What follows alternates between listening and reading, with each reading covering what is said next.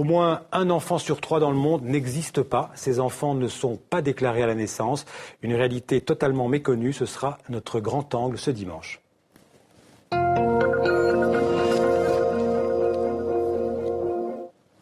Alors le chiffre est à peine croyable, 230 millions d'enfants, sans doute plus, peut-être 400 millions, ne sont pas déclarés, pas enregistrés à leur naissance. Des enfants qui n'ont ni état civil, ni existence légale.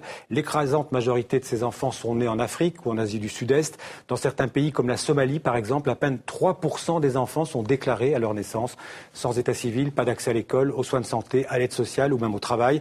Avant d'en parler avec nos deux invités, un état des lieux de ces enfants privés d'identité avec Mylène Girardot. Ils font la queue pour obtenir un certificat de naissance. Ce jour-là, dans ce village de l'ouest du Niger, c'est opération déclaration. Dans le pays, 6 enfants sur 10 disposent désormais d'un extrait de naissance, 2 fois plus qu'il y a 10 ans. Un précieux sésame pour Agali. Ça me plaît de l'avoir. Ça sert à beaucoup de choses. Ce papier est très utile. Il permet de voyager, d'avoir la carte d'identité, le passeport et la nationalité nigérienne. Sans certificat de naissance, ces enfants n'ont aucune existence légale, donc pas d'accès à l'école, aux services de santé ou aux autres services sociaux de base. Dépourvus de nationalité, ces apatrides sont davantage exposés aux trafics humains, au travail forcé ou à l'enrôlement comme enfants soldats.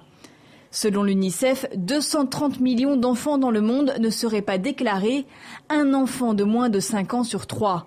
Le problème est universel, mais davantage marqué dans les pays d'Afrique subsaharienne, avec des taux d'enregistrement extrêmement faibles en Somalie, au Libéria ou encore en Éthiopie. Avoir une identité reconnue, un droit pourtant fondamental, inscrit dans la Convention des droits de l'enfant. Alors pourquoi ne sont-ils pas enregistrés? D'abord par méconnaissance des lois. Je ne sais pas ce que c'est l'enregistrement à l'état civil. Je n'en ai jamais entendu parler. Autre cause, les frais prohibitifs en grande partie liés à l'éloignement des bureaux d'état civil en zone rurale ou désertique, ou encore à la désorganisation des États. Dans certains cas, les parents peuvent aussi vouloir dissimuler la naissance. En Chine, avec la politique de l'enfant unique, avoir un deuxième bébé coûte très cher aux familles. Les délais pour déclarer varient selon les pays, mais partout ils sont très courts. Et au-delà, la procédure se complique. Mais même tard, il est toujours possible de déclarer un enfant. Au Niger, l'État a développé des audiences foraines. Ces tribunaux délocalisés pour l'occasion facilitent la démarche et permettent d'enregistrer les naissances a posteriori en un temps record.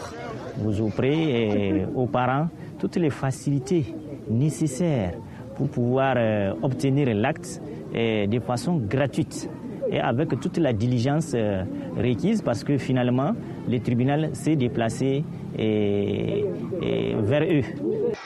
Autre idée déjà expérimentée au Sénégal, la déclaration par SMS. Innovant, rapide et quasi gratuit. Une piste à suivre. Alors avec nous en plateau pour évoquer le sort de ces enfants qui n'existent pas, Laurent Dejoie, bonsoir. Bonsoir. Et puis Abdoulaye Harissou, bonsoir. Bonsoir. Alors vous êtes les auteurs du livre qu'on va voir, Les enfants fantômes, chez Albin Michel. Laurent Dejoie, vous êtes notaire, président de l'association du notariat francophone, entre autres. Vous avez aussi fait de la politique, vous avez été maire de Vertou, c'est à côté de Nantes, mais c'est une autre histoire. En face de vous, donc Abdoulaye Harissou, vous êtes camerounais, vous êtes aussi notaire et vous êtes secrétaire général de l'association du notariat francophone. Alors, ma première question à tous les deux, pourquoi et comment 2 notaires se sont intéressés à cette question et ont écrit ce livre sur les enfants fantômes? Qui veut répondre en premier? Tout seigneur, tout honneur. Allez-y, Laurent Dejoie. Le notaire est un officier public, un juriste qui est immergé dans la société par sa fonction et par son maillage territorial. Et donc, à l'occasion d'une visite au Cameroun, j'ai visité un orphelinat où j'ai découvert cette question des enfants qui n'avaient pas d'état civil. Une réalité méconnue, c'est incroyable. Méconnue, et s'il est vrai que nous avons abordé le sujet un peu par le prisme du droit et de la vérification de l'identité dans une vente, dans une succession, nous avons découvert un problème humanitaire majeur, extrêmement difficile et qui laisse des centaines de millions d'enfants sans existence légale. Alors, Abdoulaye Harissou, commençons justement par les causes de cette absence d'état civil. Globalement, qui est responsable de cette absence? Ce sont essentiellement les États d'abord, évidemment. Oui, il y a les États, il y a la culture, Il y a la religion parfois. La religion, la culture et la religion. Ouais. Il y a les États, il y a aussi un certain désintérêt des populations, des parents à l'inscription de leurs enfants et l'ignorance.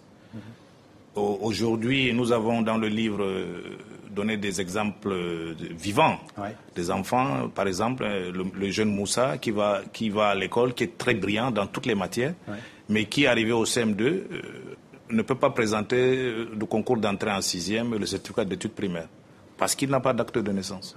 C'est en ce moment qu'il se réveille, ses parents, son maître, tout le monde se réveille pour dire, alors que c'était trop tard. Parce que quand vous n'existez pas, quand vous n'avez pas d'état civil, les conséquences sont dramatiques et vous suivent tout au long de votre vie. Exactement. Tout à fait. Vous n'avez pas d'identité, vous n'existez pas. Ça commence par l'éducation souvent. L'accès à l'école, l'accès à l'université bien évidemment, l'accès à la santé, l'accès au vote, et puis pire encore, le fait que n'existant pas, on peut être victime de tous les trafics, qu'ils soient d'ordre militaire, sexuel ou autre. Enfin voilà, ces enfants n'existent pas, peuvent être utilisés comme quelquefois de la chair à canon. Enfin c'est assez impressionnant. Alors je le disais, c'est un phénomène qui est essentiellement concentré, je dirais, enfin concentré, c'est pas vraiment le mot puisque c'est très large, mais essentiellement concentré en Afrique et dans les pays d'Asie du Sud-Est. On peut donner quelques exemples. Par exemple, un exemple d'abord positif, c'est le Niger, qui est un pays qui a fait énormément de progrès en la matière. Oui, exactement. Le Niger, il y a aussi le Burkina, avec l'ONG Saint-Egidio au Burkina. En 2007, ils ont inscrit, ils ont enregistré et délivré à 3 500 000 enfants et adultes des actes de naissance. Et donc ça passe par une prise de conscience d'abord des autorités politiques aidées éventuellement par des ONG, mais il faut d'abord qu'il y ait une volonté politique. Il faut qu'il y ait une grande volonté politique, il faut une grande sensibilisation, une grande communication, une volonté politique forte pour pouvoir le faire, parce que c'est pour ça d'ailleurs que nous nous intéressons à l'affaire, parce que les notaires, vous savez, nous conservons, comme les communes, nous conservons les minutes de nos actes, comme les communes conservent les actes de naissance. C'est vrai qu'on passe devant les notaires souvent pour des actes importants dans la vie d'une personne. Tout à fait, tout à fait. Quand on achète, quand on vend, quand on crée, quand on meurt, quand on se marie, etc., on passe. Et quand on vous demandez les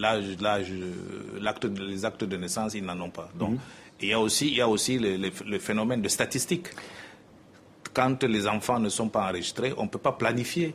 Combien d'enfants vont entrer au lycée, combien vont aller à l'université, dans combien d'années, pour que les politiques gouvernementales soient bien orientées. On l'a bien compris, c'est un phénomène très important et ça touche aussi beaucoup plus les filles que les garçons. Il y a une vraie discrimination en la matière. Oui, en général, et pour des raisons qui tiennent soit à la culture, soit à la religion, on voit cette discrimination.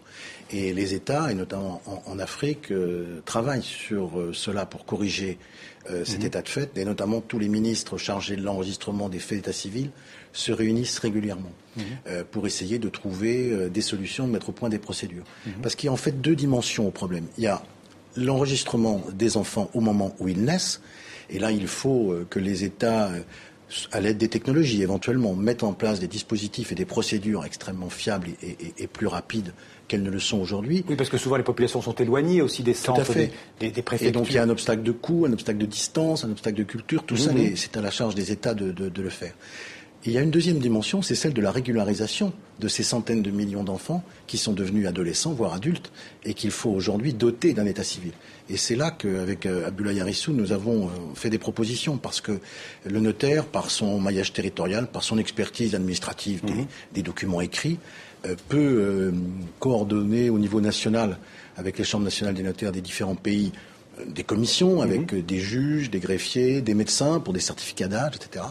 Et puis, par notre maillage territorial, on peut accompagner les commissions foraines, c'est-à-dire celles qui se déplacent dans les villages, pour éviter l'obstacle du coût et de la distance. Vous pouvez initier la chose et en même temps être un support pour les autorités de chacun de ces pays. Parce qu'il faut le rappeler, c'est un droit reconnu. Le droit à l'état civil, c'est un droit reconnu par toutes les conventions internationales, par l'ONU, par l'UNICEF, mais que les États, souvent en développement ou moins développés que les nôtres, n'ont pas les moyens de rendre cette décision concrète sur le terrain. C'est là que vous intervenez. Effectivement. Tous ces États ont ratifié ces chartes, mais évidemment sur le terrain, il n'y a pas de suivi. Si bien qu'aujourd'hui, comme a dit Laurent, il y a plusieurs enfants, sont des enfants soldats, des enfants de la rue, les plus chanceux rentrent dans le secteur informel des villes. Il y en a quand même qui réussissent, mais c'est vraiment très rare. Vous parlez de la Somalie, mais en Inde, il y a 71 millions d'enfants qui ne sont pas enregistrés.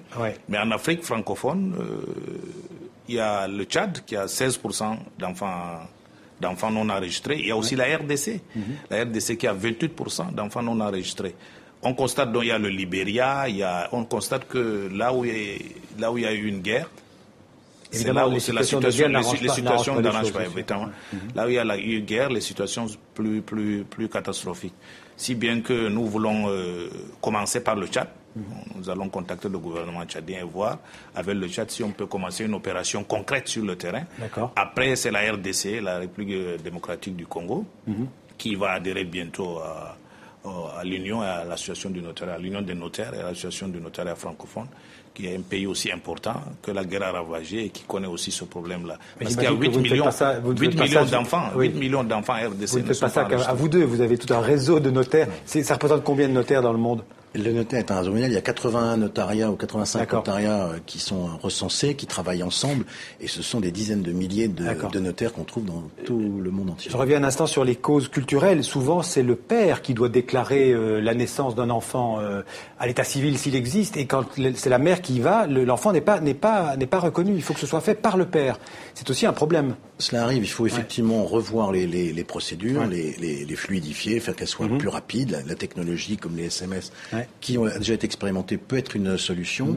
Et puis, il faut surtout que, comme beaucoup de naissances se font de plus en plus dans des établissements spécialisés, des cliniques ou des équivalents, il faut que les personnels soient formés pour qu'effectivement le délai entre la naissance et son signalement, au moins un premier signalement, soit le plus réduit possible. Vous avez parlé de l'exemple de l'Inde, on peut aussi parler de la Chine. C'est très connu, évidemment. En Chine, il y a beaucoup d'enfants qui n'ont pas d'état civil, et en particulier des filles qu'on fait pratiquement, soit on les fait disparaître physiquement à la naissance, soit elles sont considérées comme n'existant pas, et puis on peut en faire ce qu'on veut après. Alors, ce qu'on appelle les enfants noirs en Chine, l'origine est double. Il y a la question du sexe, quelquefois, mais il y a aussi la politique de l'enfant unique, qui fait qu'on interdisait aux couples d'avoir un deuxième enfant et encore moins un troisième enfant, et que pourtant certains naissaient et vivaient alors là pendant des années et des années sans exister du tout, presque comme des animaux. Le temps nous presse, mais il y a un exemple, une question que vous abordez aussi dans votre livre, c'est la question des Roms. Il y a dans l'Union européenne entre 7 et 9 millions de Roms, et la plupart du temps, les enfants Roms ne sont pas non plus déclarés dans nos pays. Non plus, ils ne sont pas déclarés. Surtout parce qu'ils font du travail au noir. Et quand on fait un travail au noir, par définition, on se cache. Et quand on se cache, quand un enfant est né dans sa famille, on ne le déclare pas. Et quand on ne le déclare pas, il n'a pas d'identité, il n'existe pas. Et en général, on a donné le cas de la petite Maria dans le livre, qui a été vendue presque à une famille qui l'a lâchée dans la rue. Donc parce que le père était venu travailler en Grèce dans les travaux champêtres, et puis il n'était pas déclaré. Et quand dans le couple un enfant est né, il a été obligé de vendre, de céder l'enfant, de le faire adopter. Ce sera le mot de la fin. Donc je rappelle en tout cas votre livre à tous les deux, avec une très intéressante préface de Robert Badinter qui soutient votre action. Les enfants fantômes, donc aux éditions Albin Michel. Merci à tous les deux d'avoir été l'invité de TV5 Monde.